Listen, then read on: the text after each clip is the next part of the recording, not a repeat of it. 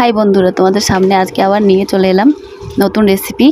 আজকে আমি কিন্তু বানাবো আলু সেদ্ধ আর পটল দিয়ে সয়াবিন দিয়ে একটা নতুন রেসিপি। তাই তোমাদেরকে দেখাচ্ছি, দেখো। এখন আলুটাকে ভেজে নেব।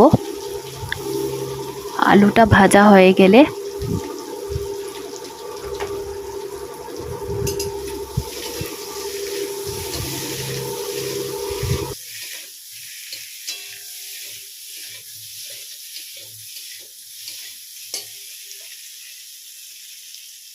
এখন আমি দিয়ে দিব লবণ।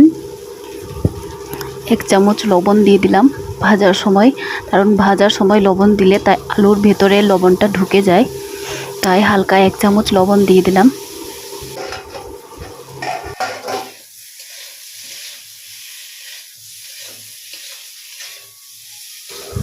নাড়াচাড়া করার পর এবার দিয়ে দিব 1/2 চামচ হলুদ গুঁড়ো।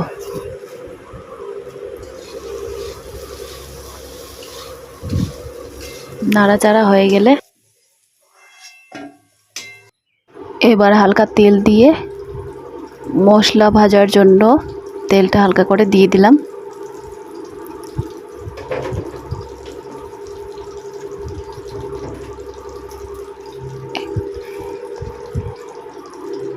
এবার দিয়ে দিলাম জিরে ফোড়নে, আর এবার দিয়ে দেবো আমি কাঁচা লঙ্কা চেরা,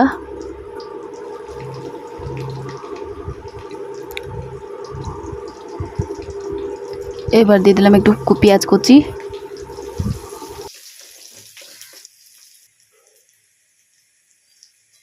পেঁয়াজটা ভাজা হয়ে গেছে। এবার দিয়ে দিলাম মশলা। নাড়াচাড়া হয়ে গেলে নাড়াচাড়া হয়ে যাওয়ার পর এবার দিব 1/2 চামচ হলুদ গুঁড়ো। আবার নাড়াচাড়া করে এবার আমি কিন্তু দিয়ে দেব হালকা করে জল, তাতে মশলাটা একটু সেদ্ধ হয়ে যায়।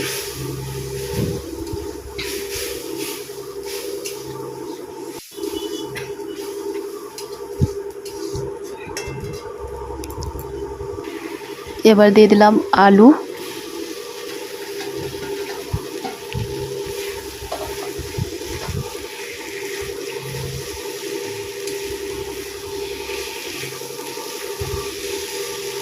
তারপর দিয়ে দেব এই ভেজে রাখা পটল আর সয়াবিনটা একসঙ্গে ঢেলে দেব।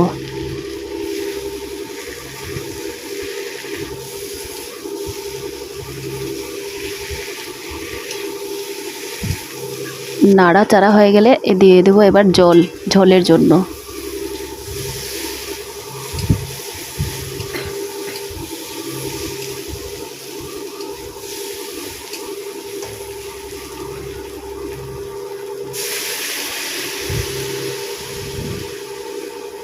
জলটা দিয়ে দিলাম।